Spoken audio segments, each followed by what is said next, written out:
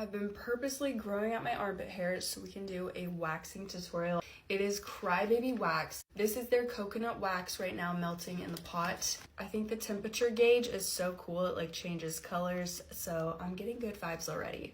Also, I love the different variations of shapes, depending on what part of the body you're waxing. This is gonna make things a lot easier. We're gonna go in with their A Whale of Time talc-free priming powder. So this is really just gonna prime the hair, get everything nice and dry so that wax will lay on and grip everything nicely.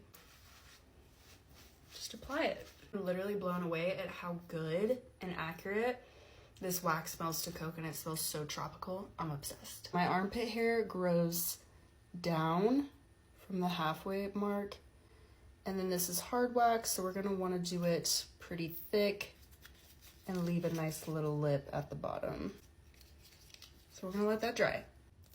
Okay, you guys, the wax is now hard, so we're gonna go ahead and pull these strips, and then we're pulling against the hair growth. Very nice. Totally normal to have to go over an area again, so we're gonna go over that. Okay, we're gonna rip this one now.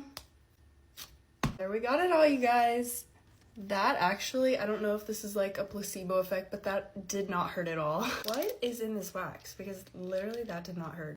Okay, I'm gonna repeat the same process on this side now.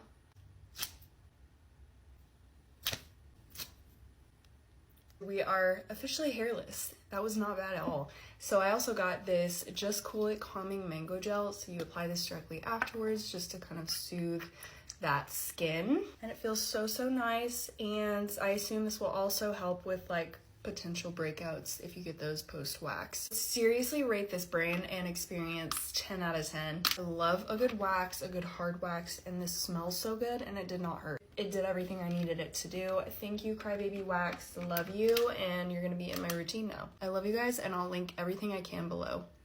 Bye.